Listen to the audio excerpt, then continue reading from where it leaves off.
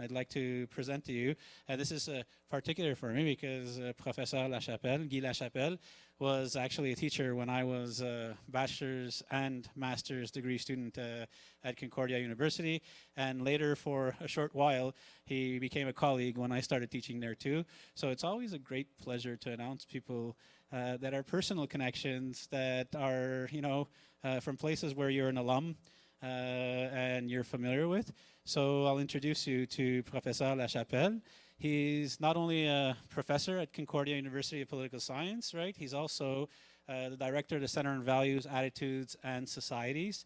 He's the president also of the Quebec Political Science Association.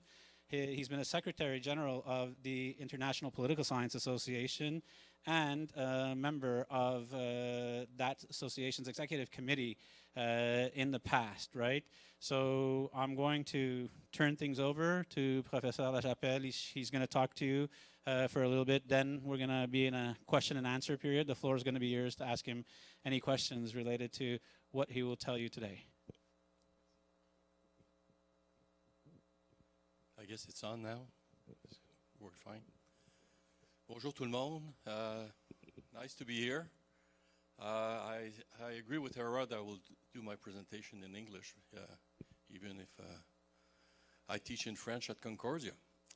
Some courses on Quebec politics and others, but as you know, Concordia is pretty much, I would say, we're not officially a bilingual university, but colleagues all over. I think the place is not only a question of its language, but it's also the diversity of our university over time.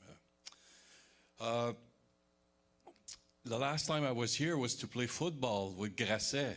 So that just remind me that we had a good team at the time, and Vanier as well has always had a good team here. So it's always interesting to watch even Concordia this year, but still a football fans.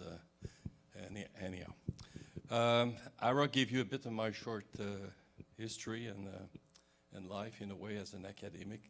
I'm not going to give you a talk as a politician, as you just heard, but I can certainly move in that way, but I will talk more as an academic and why we are so interested about the identities, values, and the evolvement of societies all over the world. I think this is for me a topic which I've been working for many years, back in the early 90s. Ira reminded me that I wrote a book called Globalization and Identity in 1988. We organized, that's the way I became Secretary General of IPSA in Quebec City. We had I was president at the time as well of the Quebec Political Science Association, and in 95, we went to Czechoslovakia at the time and the Czech Republic, and to present the candidacy of Quebec, Canada, the two associations, the Quebec and the Canadian Political Science Association, to get the World Congress. So we had the first IPSA World Congress at Concordia, by the way, in 1972, if I remember, or 74, whatever. But in 2000, I decided that we should do it again, and it was in Montreal also later on. But the issue I'm telling you that because it tells you about the diversity of issues we have been discussing. In 2000, the Congress was about more corporate leadership in the world. That was Ted Louis was president from Cornell. In 2003, we were in South Africa for helping the democratic transitions of people and values, and helping Canada was quite involved. Mr. Mulroney was quite involved.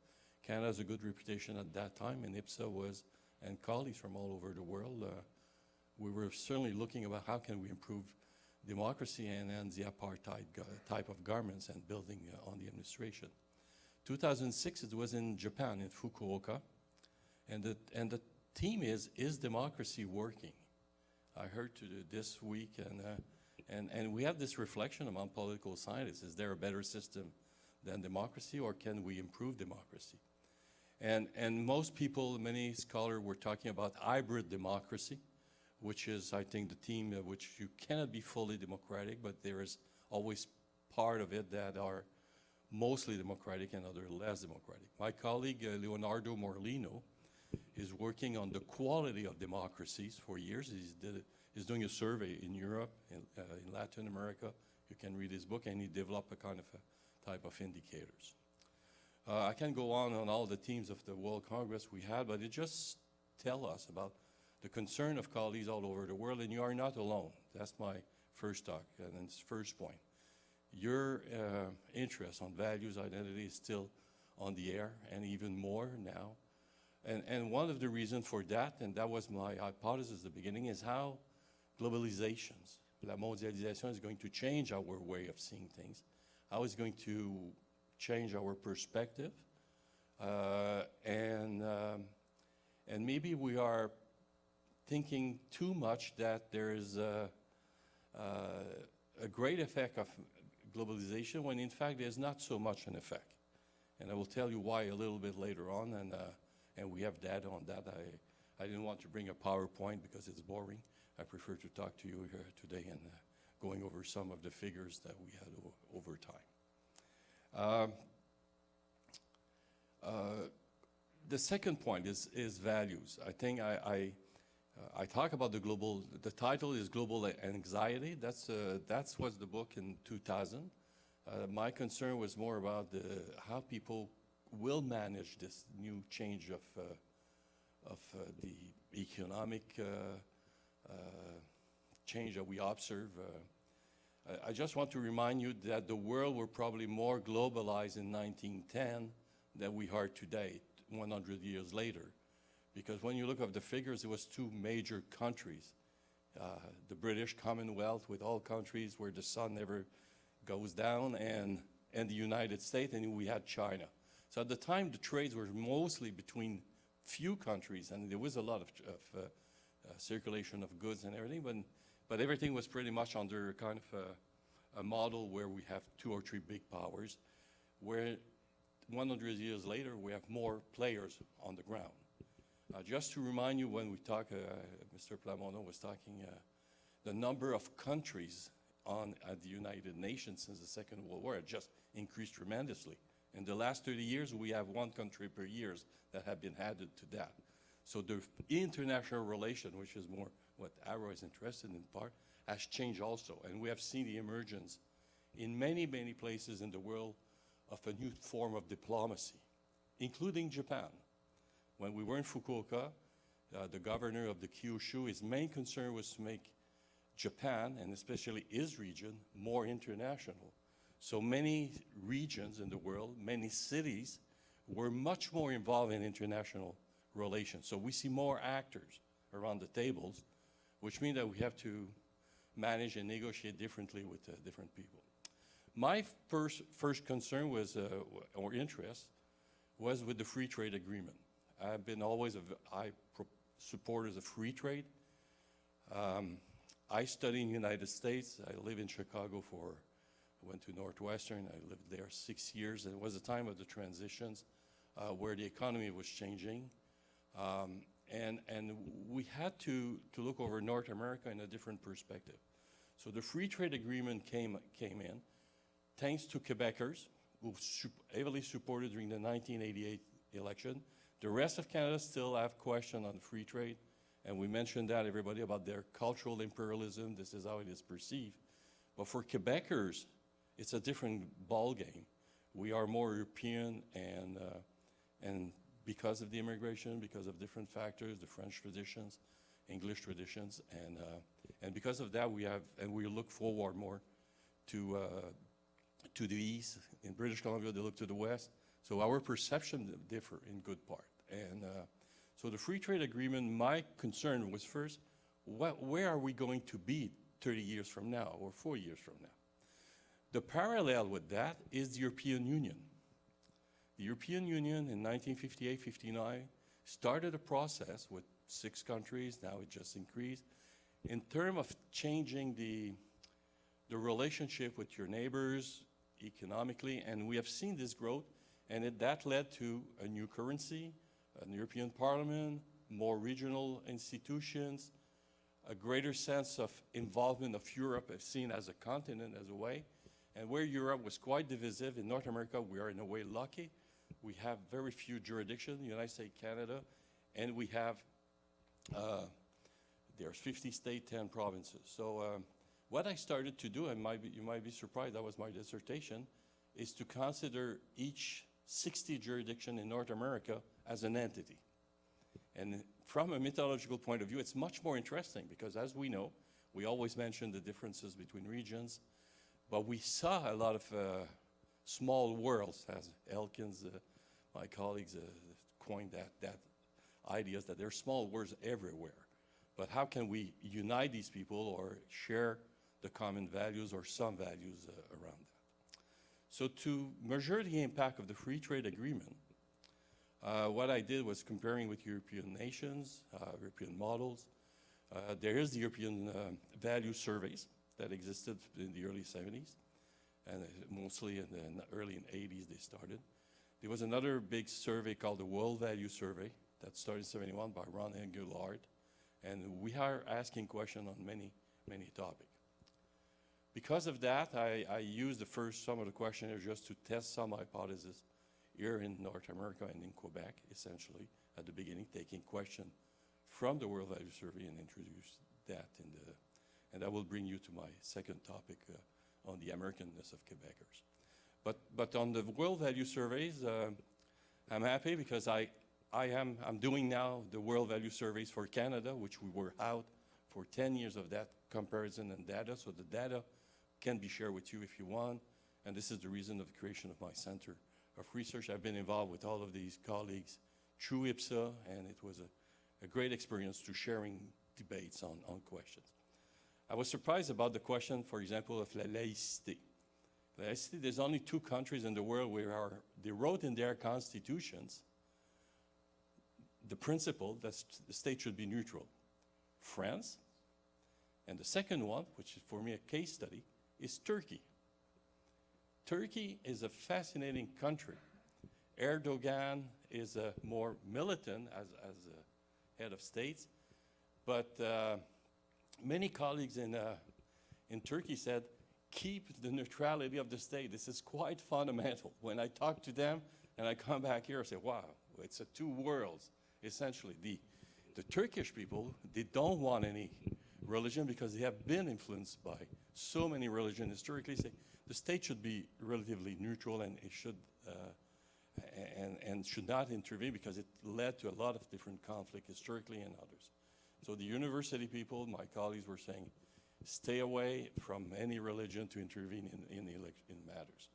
My point is more, I'm not looking at religion as per se. I don't care about who is God or whatever, is how it's influenced your values.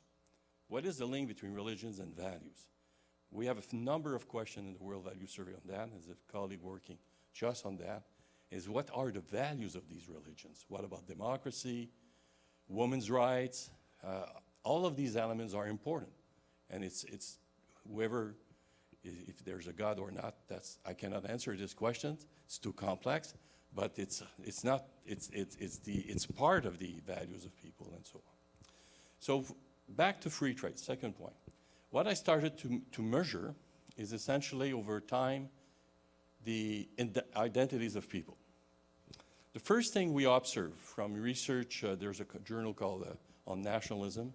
We have observed a decline of nationalism all over the world after the Second World War, especially in the 90s. Might surprise you, but when we ask the French people, are you French or European? The French, since the early 70s, just went down as an identity, where the European identity went up. But it followed most of the cycle. My colleague at Louvain-la-Neuve in Belgium just studied that, on the Europeanization of the Europeans. But when Maastricht failed, the sentiment of being European just declined. So there is events like that when you do a long time series of a notion of a national identity, you see a decline of that. So that raised a lot of studies saying about the decline of nationalism throughout the world.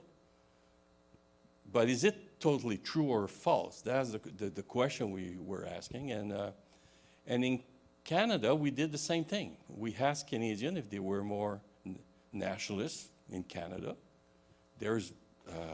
or in Quebec, or in the United States. And what was their first identity, their national identity? Do they have then a territorial identity, the country where they live, and thirdly, if they have a North American identity, which is a continental identity like the European identity. So we started to use the many questions on that and trying to look over the differences. On nationalism, national identity, I always said there's different type of nationalism in Canada that we forget about. When we have these questions posed in Canada in the last 30, 40 years, who do you think is the most nationalist province? The first that came all the time is Newfoundland. On our scale and everything, Newfoundland is the most nationalist. Yesterday I had a debate with a colleague from St. John's, and we were discussing that. He was arguing, we are more nationalist than the Albertans. True, and more than the Quebecers. True as well. The second nationalist group, when we do our survey, is the Albertans. And thirdly, Quebecers. So the Maclean published that each year. We have data on that, and we compare and say, okay. But there's reason why the Newfoundlanders are more nationalists, because they feel a bit outside. They are the last province to enter Canada in 1949, so their identity has been shaped in different ways by tradition and for historical reason, and also most of the premier in Newfoundland were pretty much Smallwood and are saying, no, we are not Canadian, we are Newfoundlanders, and we should continue to do that. So we measured that, and we saw that, well, there is differences. We have an index, it's called the Mourinho Index, which you say, are you first Canadian or first Quebecer? Are you just only Quebecer, more Quebecer than Canadian, more Canadian than Quebecer, only Canadian, or do you have other identities than that? That's the kind of question we are asking. First thing, just for Quebec, we have seen a high national identity. We saw a kind of territorial identity. We are part of Canada. And what surprised us is the growth of the North American identity. And this is the book we did in 2011 called Le Destin Américain du Québec, The American Destiny of Quebec, Americanizations, anti-Americanism, and américanité as a cultural element. So your identity and our identity always been multiple. That was everybody are saying that all the time. Yes, this is shaped by our British institution. This is shaped by the way of living we are doing. I'm teaching at Concordia my course on Quebec politics. I can tell you, I have 70 students each year. It's in French, but I have a lot of French students, and the French students say, "Oh well, we were not expecting in Montreal to be in a North American city." This semester, I have a French student say, well, he lives around Concordia downtown. So he said, you don't know how to eat here. What's going on here? And you're supposed to be French. Well, but of course we don't have French restaurant, and we cannot afford to go to all the French restaurants. But anyhow, it's the identity, the perceptions. It's quite different from where you are, where you're coming from, and how you see the world. The North American identity, and that was the gist of the book. Most people were saying that Francophone Quebec were Francophone in North America. So we were part of the Francophonie with the other minorities. What the survey was showing us is that Quebecers were more North American and Francophone. So the continental identity was much more important for many cases. Why? Because one Quebecer out of 10 have relatives in the United States. We can explain that. 1 million of Quebecers left to the United States. I have 3 uncles in the U.S. One served in the Korean War. His name is Lachapelle. They live in Bedford. They don't speak French anymore, but still they move up, and we have 1 million. Quebec will probably be 15 million today. I'm not going to go to the politics of the migration of Quebecers, why they were pushed to the United States, but there was one good reason. I think his education was free in the U.S., and here the education was just controlled by the elites. So our identity are in a constant movement and change. That's the first point. What I see the debates today is the same debate that many of the issues that we had 30 years ago on Quebec independence, the place of the Anglophone, and so on. Just to remind you, one minister, Gérald Godin, under Mr. Lévesque, said he wanted that the Anglophone community to be recognized as co-founders of Quebec, and that should be put in the Constitution. I agree with that. I think that's the kind of elements that it's interesting, and some PQ members still use that, and other parties as well. But it was a pretty strong statement at the time, and also the Anglophone community has changed. I've seen that. I'm 35 years at Concordia. I know that you are not the same than your parents. People have changed. Cultures is changing. There's generational change. There's some structural change that happened in society. And of course, there's the world is changing in many ways. Just one data, by the way, Facebook. A colleague did a study on Facebook. How many people on Facebook have international friends? What is the percentages of when you go on Facebook that your friends are from another country or be another country? To the surprise of everybody, it's less than 10%, and it's even 5%. 90% of your friends live in your neighborhood, or it's friend in your family. So when we talk about Facebook and as an international phenomenon, we don't see it. I'm not discussing the content. We just want to see with who you talk, essentially, and it's not pretty much limited. It's not a new phenomenon. In communication, and political communication, there's this very simple theory. Tell me what you read, I will tell you what you think. Same thing today. Things are limited, and you try to get people who confirm your opinions. That's another theory, the dissonance cognitive theory, saying that people don't want to feel insecure. They prefer to talk with their own people. One typical, for me, example of that I give my students in electoral behaviors. If you live in the West Island, mostly people vote Liberals. They still vote Liberals today. Why? Why there's no such a change in some district? I don't want to categorize specifically. I live in Kirkland for many years, and I know the West Island pretty much. But there has been a change, but it's not been translated in the voting system. So that's two-part. That's why I don't like when you say, oh, here's the people votes, and that's a different question. It's not a question essentially on the fundamental values. So we are North Americans, and I think this is a fundamental change that the free trade brought, in good part, in our perception of things. We are the most open economy in the world, more than Japan and others, because we are close to a superpower, which is the United States, in terms of the largest economy in the world. We are dealing with them all the time. So there's no questions that it's a very open borders in many ways. We cannot put a wall between Canada and the United States, and nobody has an interest of doing that because our trade, the economy, small enterprise, we're just trading with the United States. The territorial relationship with the rest of Canada is different. You might be surprised, but the McDonald Commission, and I'm coming to free trade, said it's easier to do trade with the United States for provinces than it is with the rest of Canada. And it's still true.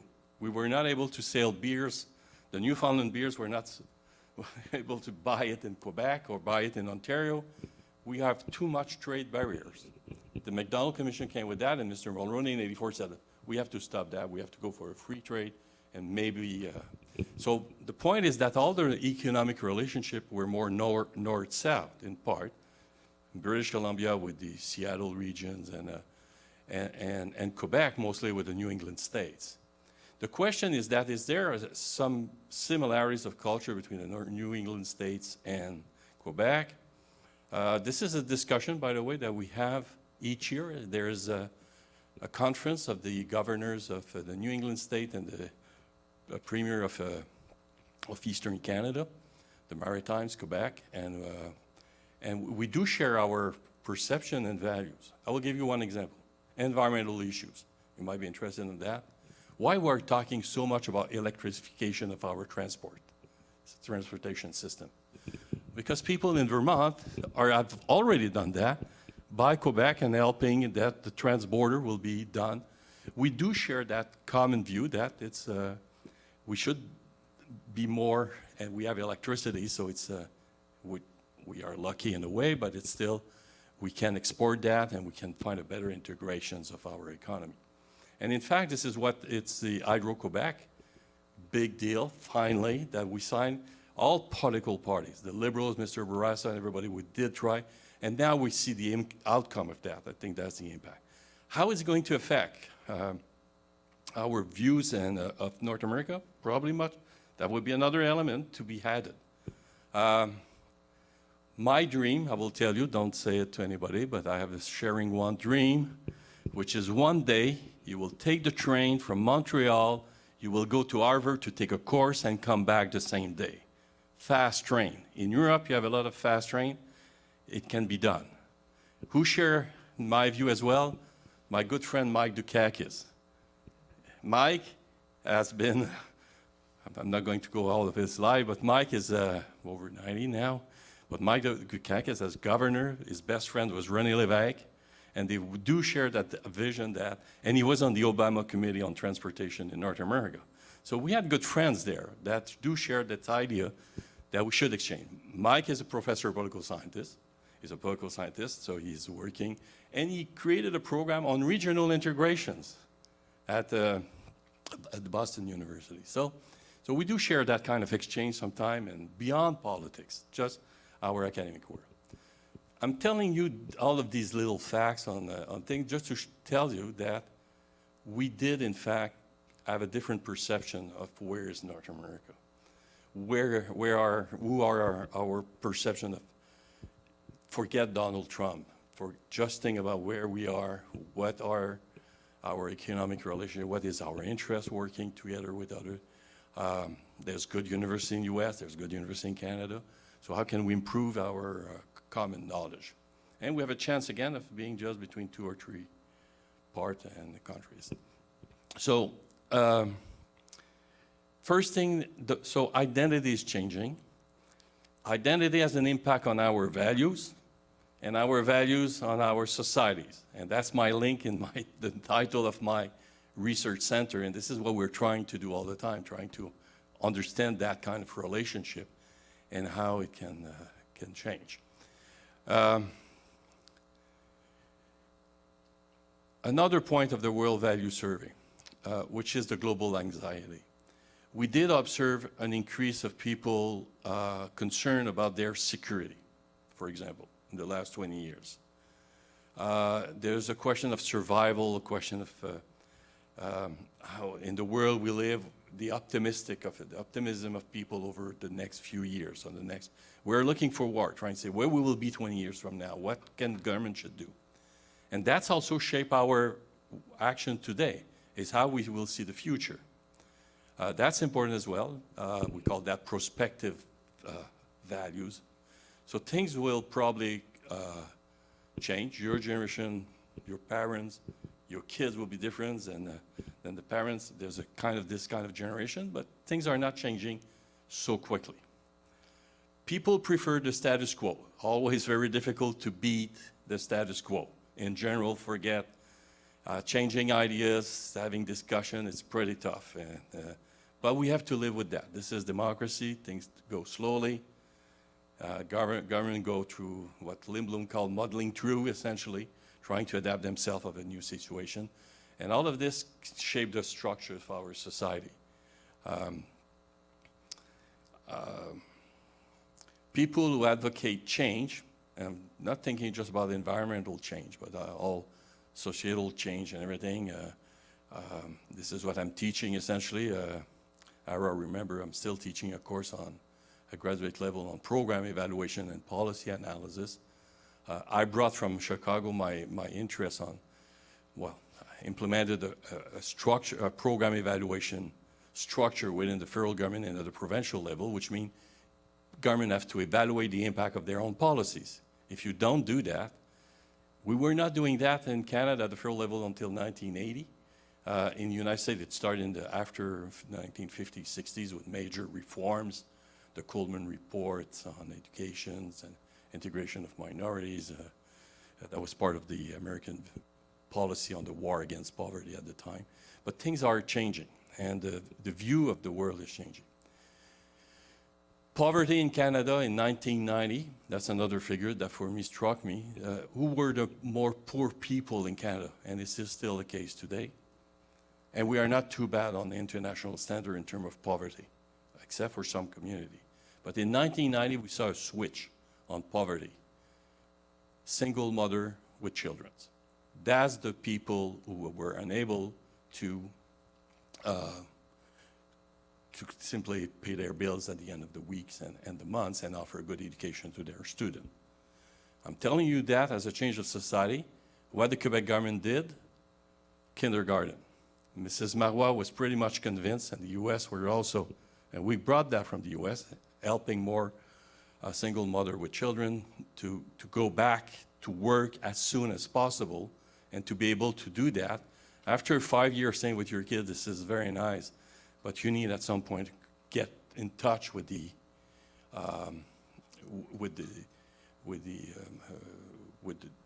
environment and the jobs and the friends and everything. It's important. So this is a kind of security that has over time, and to do that, the kindergarten and also to reduce that the kids can go out for the age of 4 years. And that was demonstrated by economists and others that it works. And Quebec became a model on that. Why the rest of Canada doesn't have it? For me, it's a mystery because it's a successful program, which all over the world has been important. Another example of very small program where offering meals in school, in the elementary school and for kids. This program was launched by Quebecers who was living who live and work in Africa, and that was part of giving a daily meal to people. And I talked to professor in some of the poorest district of Montreal, say many kids are coming to school in the morning, they didn't even eat it, nothing. How can you learn something if you don't eat a proper breakfast? So that's part of that program. It was a Videotron Foundation, who invested money on that, and now it became a priority of the United Nations. So it flowed from Africa to here when the guy came back and said, oh, we have the same problem then, and now it went back to the United Nations where they are doing that. So I'm giving you optimistic example of saying that how policy can change and how, because the values in the society have evolved over time. So I don't want to go too much, I think, on that. I think that's pretty clear. Last point, there's probably a myth over globalization and its impact. That's what I'm trying to look over. I have a colleague, Stéphane Paquin, just published a little. Stéphane was my assistant early, and he's working on international relations, but mostly just did a book, La mondialisation, un malade imaginaire. It's always easy to blame someone of a problem when you don't know exactly what is the problem. Maybe it's not a question of being optimistic, but just trying to get the real facts and get the information. And that's why it's difficult in our world. We know that. But this is why we have a professor in university, I guess, and professor in CEGEPs and everything. The CEGEPs model is interesting. In most countries, there's no CEGEPs. The CEGEP is part of the university. I've seen the colleagues who come to the World Congress and everything. So that's part of the, so for me, the question of, for me, CEGEPs are part of the university. Other provinces is 4 years, but it's a good model, I think, but we can debate that essentially, but it's better than having people, in the United States, there's no such thing, and people arrive in school or graduate school much younger, but they don't finish their degree. So that's another question that we can see.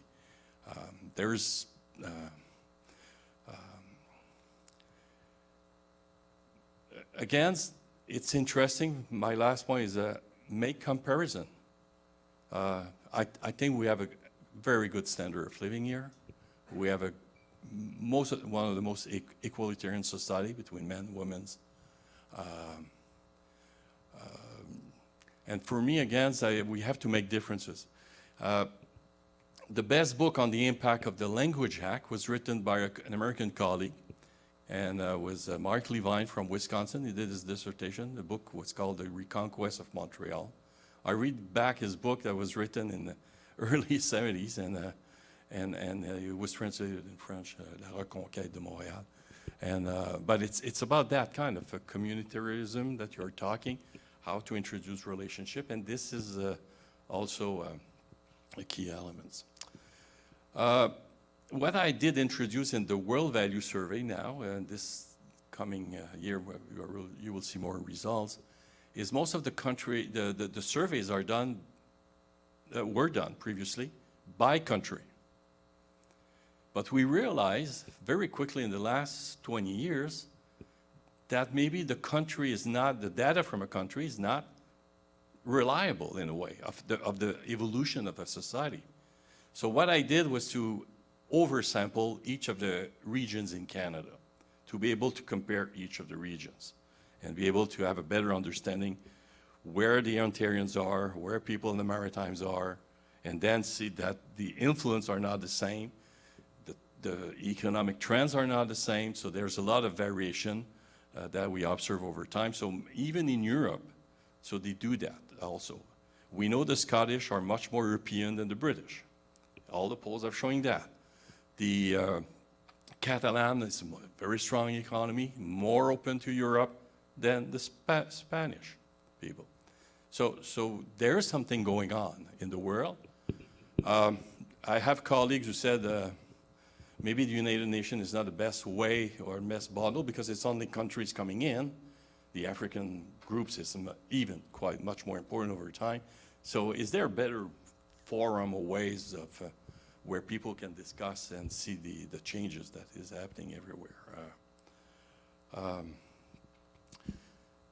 So we can go deeply on what are the values. If I can ask you a question here, what is the most important value for you? Is it your family, your personal belonging, your friends? What about freedom? What does it mean today, freedom? What democracy means? Very difficult. We are, in political sciences, we're supposed to be the specialists on democracy. I guess we go in political science because we believe in democracy. But what it is, hard to define. In some countries, I did a book for my American student that I published in 1991. And I did it in English because I wanted to answer all the questions of students in class. And when I said to students, there's a place in North America where there is 85% of the population, their mother tongue is French. And I asked where it is. They have no idea. So even today, I think they don't understand this. I hope they understand a little bit more over time, but it's not as easy as you might think sometimes. So I did this book, and I called the book The Quebec Democracy: Structure, Processes, and Policies, trying to explain to an American public. But the criticism I got from colleagues, small numbers, doesn't matter, it's probably 5 or. He said, how can you call the book Quebec Democracy? I say, well, yes, Quebec is a democracy. We have an electoral system, like Canada, is the same thing. But as again, the question was more, well, the people who gave me that answer were more thinking about the Duplessis period. That was a generation where things have been changing. Maybe a last point, the way you identify yourself. I said we saw a decline of the identity of being Canadians in our polls. But Canadian, for a generation, thinking before the First World War, that was the word. People were saying, we are Canadian. Then people said, we are French Canadian. The survey or the census was asking French Canadian, English Canadian, or others. In the 1960s, the society changed, and people say to define themselves as Quebecers. So the notion for me of just the word itself, its poles are misleading in a way. It's just that the number of people think that they are only Canadian has moved to become more Quebecers. And I see that also. That's why I'm optimistic. I see the generation of, call, not your generation, the one before, as the kids of Bill 101, but that's true. So my students don't only speak French, English, they speak other languages. This is a value in society. We are in North America, Montreal, that's a positive thing. We have more people speaking a third languages than anywhere else in North America, even in the rest of Canada. For me, it's a big asset. I have a friend diplomat, he said, I asked him which language students should learn today. Beyond being French and English, what is the other language? You know what was his answer? Not Chinese. He said, German. I said, why German? Because German is going to be the next big country in the last 20 years, 30 years. It's dominate Europe. So, and they are quite innovative, technological change and everything. Go for German, okay? The federal government at some point, and we had to battle for that, they didn't want to hire anybody who doesn't speak Mandarin at the external affair. But that was the mentality of the end of the 80s and 90s, that we should have all the civil servants speaking Mandarin. Yes, but you need other languages as well and everything. Last point on language. My colleague also, Jean Laponce, who studied all of his year, he was at UBC. We are losing one language per month in the world today. We lost a lot of native language. For me, it's a loss. All the time when we lost cultures, if you lose a language, you lose a culture. And that's also another phenomenon.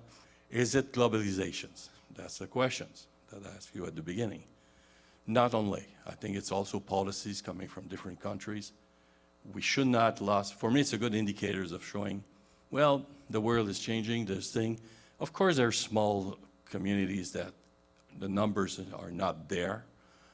The Malicite in Quebec, I think, are 400, and so hard to see. But we should not lose. Losing language is losing a culture, is losing a vision of the world, and this is how things are changing. So maybe I'm too much philosophical. I try to build that on data, on our data,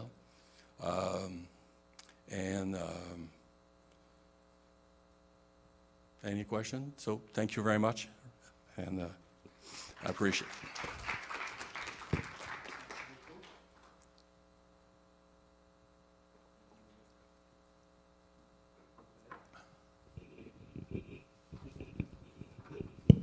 Here we go. Okay. Carlos is there. I just didn't see his head. All right, folks. So any questions?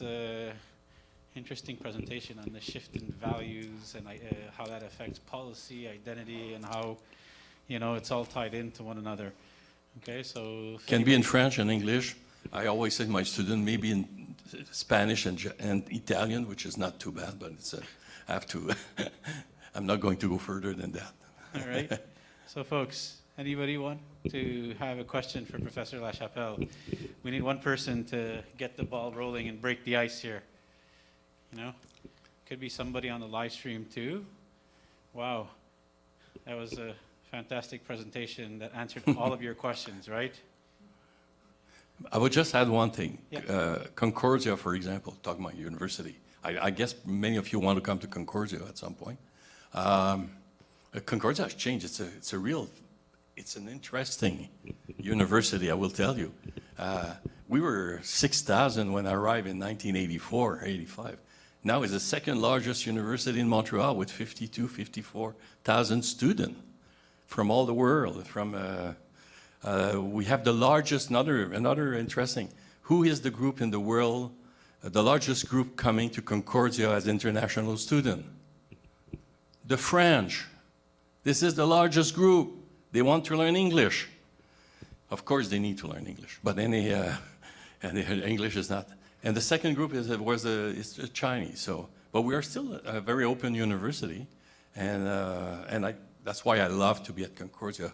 I feel it's more cosmopolitan than my alma mater, the Université de Montréal, elsewhere. But anyhow, it's a different story. But it's we're quite innovative in many programs.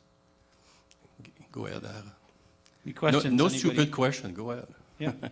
Well, I wanted to ask a question.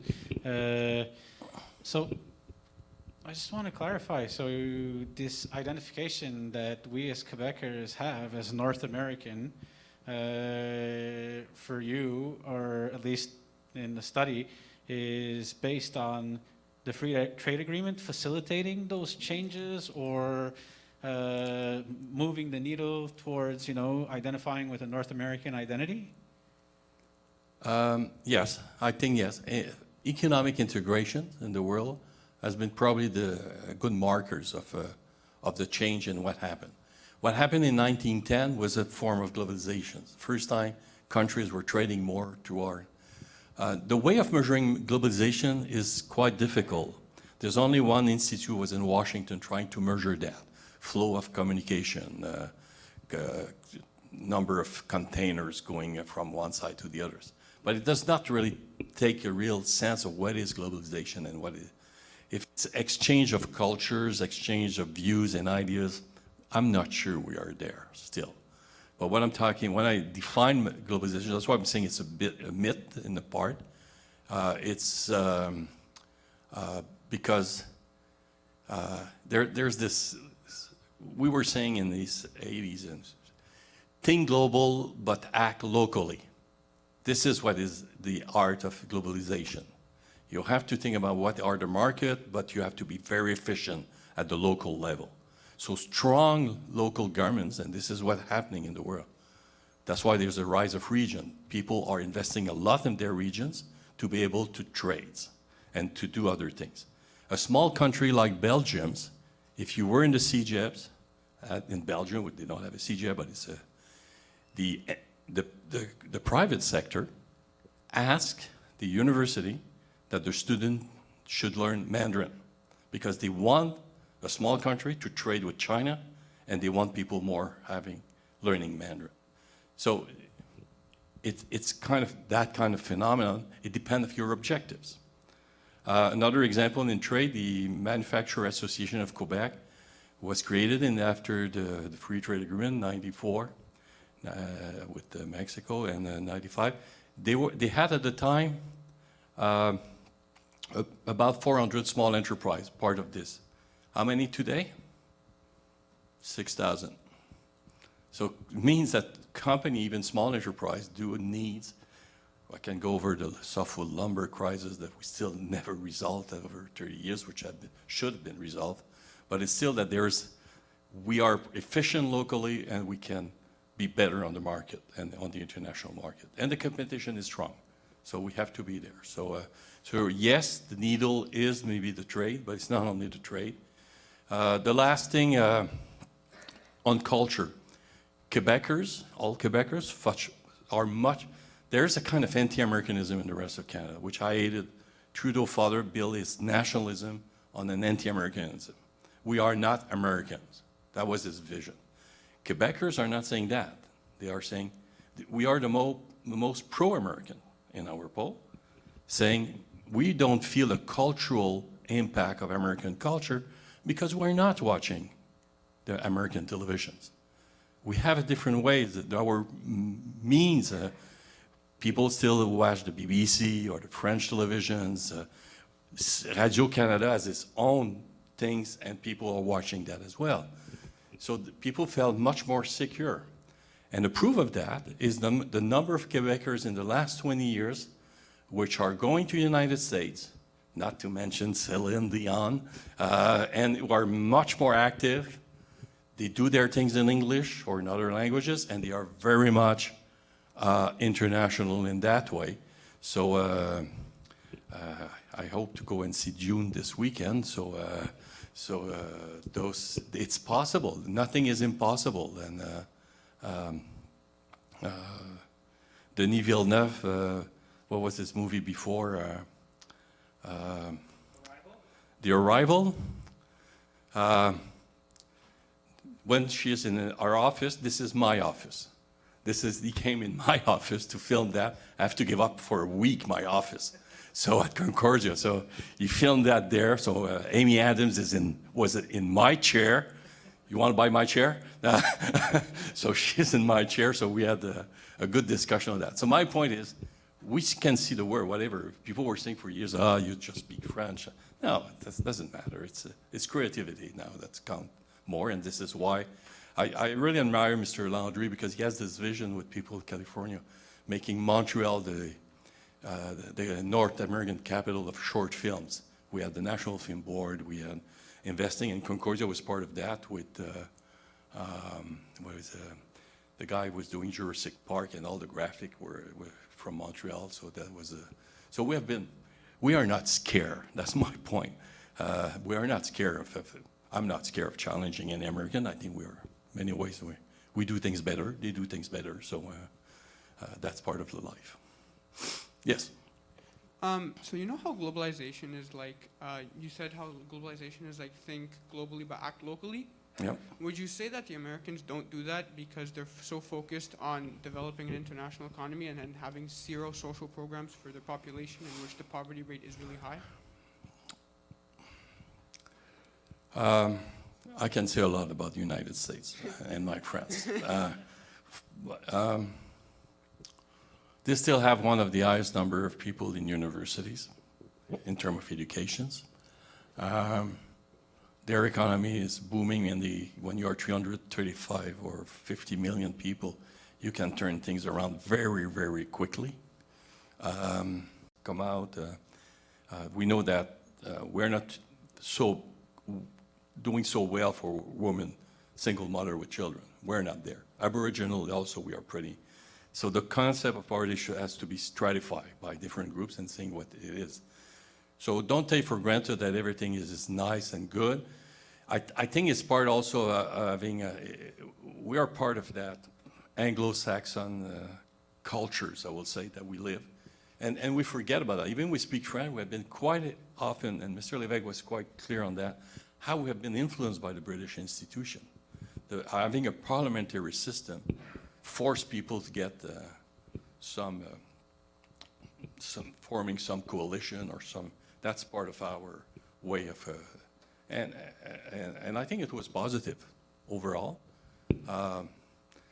We are pretty much reluctant of having a proportional system in Canada. Mr. Legault made that as a promise, where it's not going to happen probably.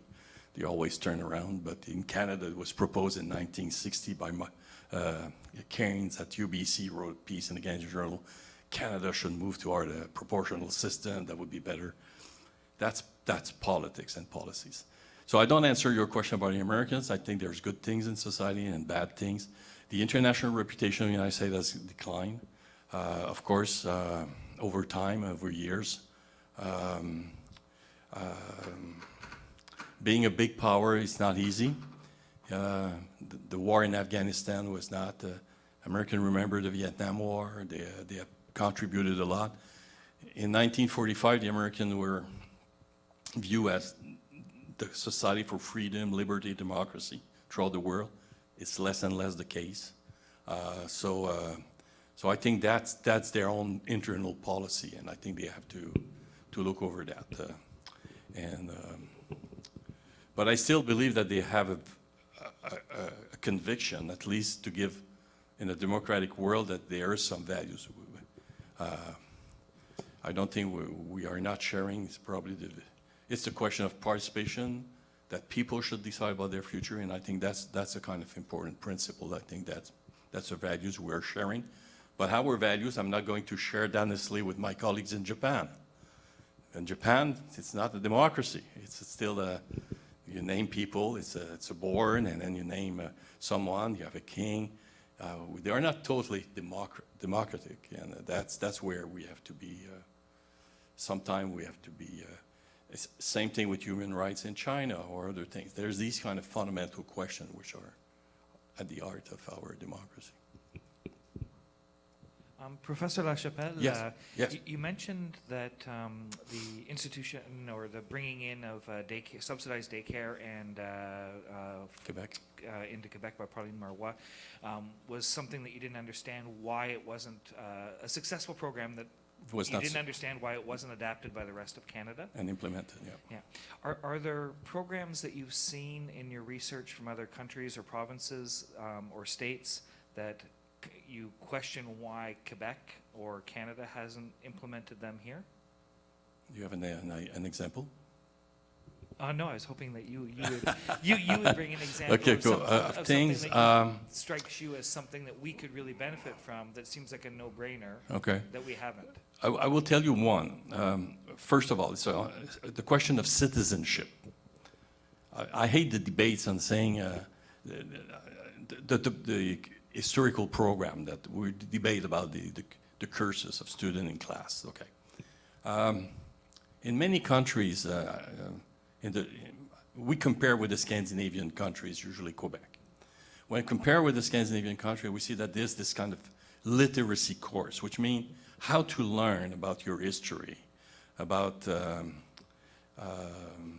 evolution of things. We know that we didn't speak enough about the Native people in our past history, generation. How can we integrate that in our curriculum? How can we make that a better understanding? That's true education. I think that it goes. I will give you another example where Quebec has been successful, but which has been implemented in other provinces. Okay, early in 80s, my first, I will say, was not a job, but I worked with when I came back from Chicago. I was quite concerned about housing policy. That was my main concern. The Minister of Housing was Guy Tardif, the grandfather of Duvernay-Tardif, the football player. So Guy Tardif, at the time, the interest rate was 18%.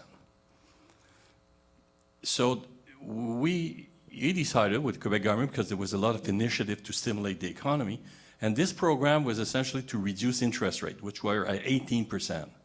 So they offer for a young couple to buy a house under $80,000, and they were guaranteed 6% of interest rate for people buying the house. The program was very successful. In many ways, you look at the data, it boosted the economy. The construction industry went on, and there was an economic crisis. The reason it was lower from 18% to 6% is that the bank offered 6% and the trade union 6%. So it was a good collaboration between trade union and banks. The only province in Canada who took this program was Manitoba.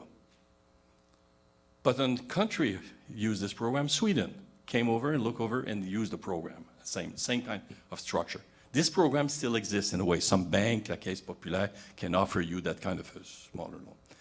So how to be innovative and how, if I look at other programs, well, there's other programs, well, I look at many specific programs, but let's talk about Native issues. The Quebec government, all Quebec government, Mr. Bourassa with the James Bay Agreement, Mr. Landry with La Paix des Braves. It's a different model than the other provinces live under the Indian Act. I have been fighting against the Indian Act since I'm a student because I always felt it. Just read it. And then people say, but it's clearly, as Mr. Plamono said, so clearly a colonial legislations, but that's not the relationship. Quebec is the only province who recognizes Native peoples as nations, plus the Inuit. I was happy to see yesterday reading our journalist Jean, who is a Ninu. He was in Germany in his book now. Read that. It's about exactly what's going on in many. So he has a mixed family of Native and other. With another group, so it's part of that kind of programs. I think that have to be well. The Quebec, the Bay James Agreement, and the Paix des Braves was also used in British Columbia, because British Columbia, that's one of the failure of the Charlottetown Accord, is that the Native group were asking the total land of New Brunswick. So there should be a kind of negotiation. We know it's going that way. So I'm just saying we try to find the best solution to problems. That should be the goal of any. Should we reform the federal system with a new form of federalism? I have people working just on that. There's a journal on federalism that people are questioning. We are the only country having transfer payment as it is, entrenched in the Constitution. No other country. I give the figures, I compare all the Constitution of all federal countries, and I give that to my student, and they all surprised. Transfer payment equals transfer payment. Only country having that is Canada. It's a different form. In the other countries, it's an intergovernmental relationship. But it's that shape, I will say, that's more a change, I would say, at the institutional level that should be adopted at some point. So, yes, there's other programs that we did look. La Caisse de dépôt et de placement was based on the French model of a Caisse de dépôt. So we do import that kind of, we have to look over best experience and try to build a better society to get the best practice in a way in the world. And I can give you a lot of other small programs, but I'll talk to them. Last questions? Yes. I had a question. My sister is in high school right now, and she basically told me that they're replacing the ECR class with a class on Quebec citizenship. Yeah. Can you tell me kind of what the goal of like switching those is? Like, why are they trying to remove a class that teaches us about ethics and culture with a class on Quebec citizenship? Like, how will that change our values moving forward? I don't think the question is, it's hard to measure the values the day after. The question is your education, what you got, what is your references. I can give you my experience. I went to a classical college, Collège de Montréal, Collège Grasset at the time. We had, the only history we had was about the French history. I have no idea about the American history, which pissed me off, I will tell you. Having a book only on the French history, we know that in the Canadian history, quite often we had, and the native were totally right. When you look at the Indians and native groups, how they were presented, the indigenous people, they were right. The history book was not, but we should not close our discussion on citizenship is a kind of an international norms, saying if you want to come in a society, here are the norms and values that you should share. But these values should be pretty much universal. Women's rights, okay, equalities. That's the kind of values. What is the Charter? Have you read the Charter of Rights of Quebec compared to the Canadian Charter of Rights? The Canadian Charter of Rights, 1982, by the emphasis is on individual rights. The Quebec Charter, passed by Mr. Bourassa in 1974, not by the PQ or other, 74, tried to reconcile individual rights and collective rights. The people at Harvard said this is a much better constitution, and I can tell you, in 1982, I was in the United States, all my colleagues say, don't do that. Don't put a charter with individual rights. Look at the mess in which we are in the United States. So what is, how, court have to judge everything's on both charters and whatever. So, but that was a progressive charter in a way, the Charter of Rights. Nothing is perfect, but again, it just shows you the differences. So I think in any courses, you should read the fundamental document. In the United States, they read the American Constitution and the Bill of Rights. So that's the way they do that. Women's right was not passed. They didn't have enough states, and it should be an amendment made to the American Constitution, but it's very complex when it becomes to that. Citizenship is history, demographic change, the culture, the society in which it's built, and another good indicator for you probably is which year the average income of Anglophone and Francophone became equal. 1992. So in 1992, for me, I say, wow, this is where we wanted to achieve, this is where we are. Just read the figures and the facts. For me, it just proved that we are more equal. We are not the old period of even the Anglophone, well, Concordia was built, Sir George Williams, that were Catholic and Loyola College were Catholic. My grandmother is Irish Catholic. So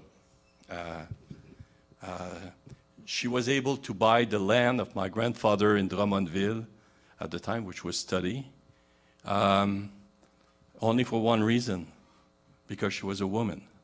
The British refused to sell land to French Canadians, and because she married my grandfather, so but women have the right to buy a land. And the right for women to vote was not from 1942. It existed if you own a piece of land. So that was the question was ownership of so that's the kind of questions. I think the Irish history, we have just to give you the Irish Studies program at Concordia, the headquarters of the Irish, they were in Toronto for years, but the highest number of Irish descendants in Quebec is in Quebec, in Canada. And this is why it's easy for the Irish people, with people in Boston, two Irish cities, which are, so we do share that. So citizenship is to explain that, the contribution of the Italian community. There's been a change. Of course, they came to Quebec, or the Spaniard, the Portuguese, or these other small minority. I used to talk to many groups in Montreal. The Korean, they are about 400, pretty old. They came during the Korean War. There's less and less, but there's some which have been Nathalie Chung, which is at was a CBC and Radio Canada. She's a Korean descendant, but his father married a Québécois, so Nathalie is a mix, but she brought me there once, and I talked to them about, they don't speak a word of French, and they hardly speak English, so that's kind of things. I had one of my students, just to give you a program, with the Greek community. The Greek older people aren't able to fill out their tax return. They don't speak English nor French. So how can you do that if you? So he created the programs to help the community to be able to fulfill simple thing. I like to say that don't make things too complex and too complicated. Things are easy to resolve if you put that at the level of people and try to answer their response to their needs, and that's the ball game of that. So I'm pretty happy that overall, Anglophone, Francophone Quebec, they are more bilingual. Bilingualism is on the high. Equality in terms of income, and we have a center now at Concordia with Lorraine, and we did a book on the Bill 101, and pretty much totally integrated. There's no question now of both sides, and we forget, we say Francophone, but of course my identity is Francophone, but I still have a British or Irish identity in a way, but I don't know where, but it's anyhow, so it's maybe my wife said maybe because you're too stubborn sometimes, but anyhow, maybe there's other reason, but it's part of that. Maybe because of Time. your love for beer or whiskey? A good Guinness. Yeah. All right. Thank you very much. Professor Lachapelle, thank you very much.